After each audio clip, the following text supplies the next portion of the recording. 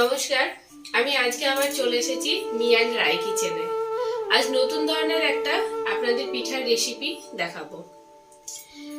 আমি একটা কড়াই নিয়ে নিয়েছি, কড়াইটা গরম করতে দিয়েছি।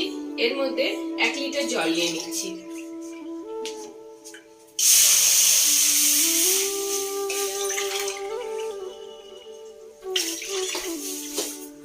জলটা একটু ভালো করে গরম করে নেব।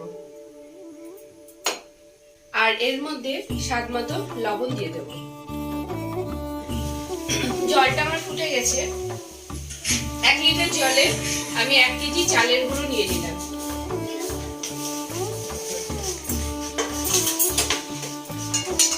এবার এটাকে ভালো করে মেখে নেব।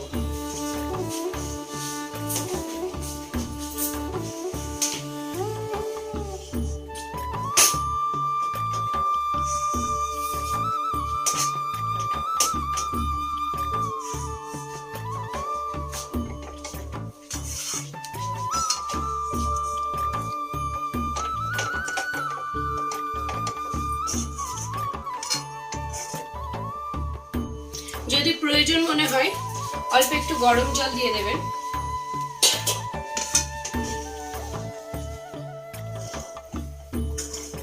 এবার আমি চালের গুঁড়োর ডোটা কিছুক্ষণ ঢাকা দিয়ে রাখবো ঠান্ডা হওয়ার জন্য। এই পিঠাটা বানাতে লাগবে আমার ছোলার ডাল ভেজা। আমি সকালবেলায় ছোলার ডাল ভিজিয়ে রেখেছিলাম, সেটা এবার বেটে নেব।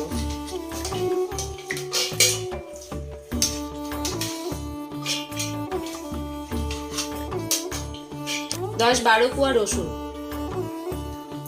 আর দেব 10-12টা লঙ্কা। আপনারা আপনাদের স্বাদ মতো লঙ্কা ব্যবহার করবেন। আর দিলাম অল্প 3-4 কুচি আদা। আর এর মধ্যে দিয়ে দিচ্ছি স্বাদ মতো লবণ। যেহেতু ডোটা তৈরি করার সময় লবণ দিয়েছিলাম, তাই ডাল বাটাতেও অল্প পরিমাণে লবণ দেব, খুব বেশি দেব না। ছোলার ডাল, আদা, রসুন, লঙ্কা আর স্বাদ মতো লবণ দিয়ে বেটে নিয়েছি। ময়দাটা আমরা ভালোভাবে মেখে নিচ্ছি।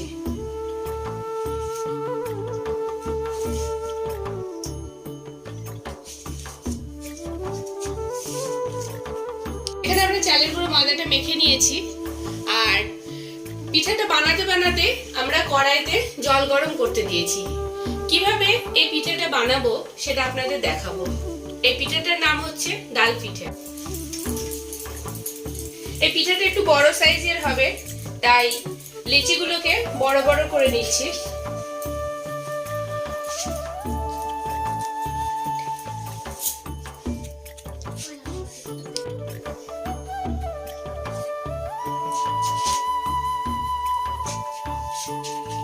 বড় করে বাটিটা বানিয়ে নিতে হবে।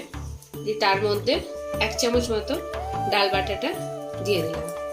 এবার আস্তে আস্তে মুখটা মেরে দিতে হবে।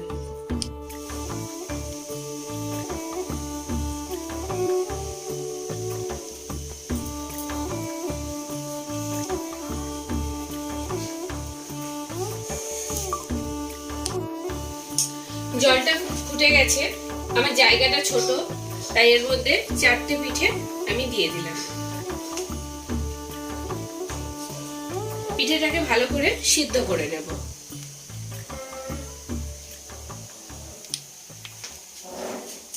পিঠেটা সিদ্ধ হোক, ততক্ষণ আমরা বাদবাকিগুলো বানিয়ে মিনিট মতো ঢাকা দিয়ে আঁচটা মিডিয়াম করে দিলাম। 5 মিনিট হয়ে গেছে। ঢাকাটা খুলে দেখে নেব পিঠেটা কেমন সেদ্ধ হয়েছে।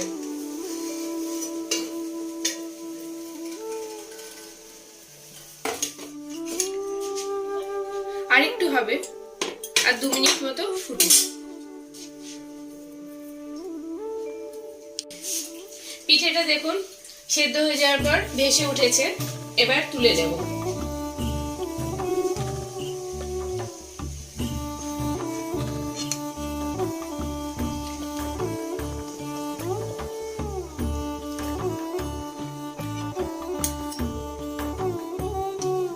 বানাতে গিয়ে যদি ফেটেও যায় ভয় নেই, ডালটা বেরোবে না।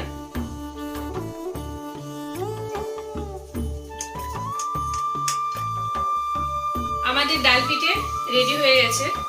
আমরা তো খাবোই, আপনারাও এইভাবে খেয়ে আমাকে অবশ্যই কমেন্টে জানাবেন আপনাদের কেমন লাগলো। আমরা কালকে ডাল পিঠে বানিয়েছিলাম, সেটা আপনাদেরকে দেখিয়েছি। এবার আজকে আমরা এটা সর্ষের তেলে ভেজে নেব।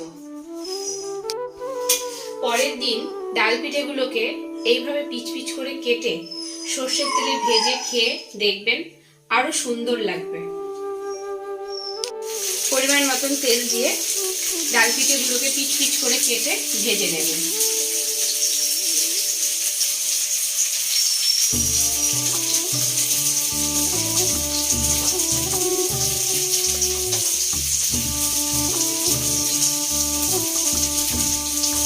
এইভাবে লাল লাল করে ভেজে তুলে নেবেন। এটা গ্রিন স্যালাডের সাথেও খেতে পারেন, আবার চা বা কফির সাথেও খেতে পারেন। তৈরি আমাদের ডাল পিঠে। এইভাবে বানিয়ে অবশ্যই খেয়ে দেখুন, নতুন রেসিপি, খুবই ভালো লাগবে।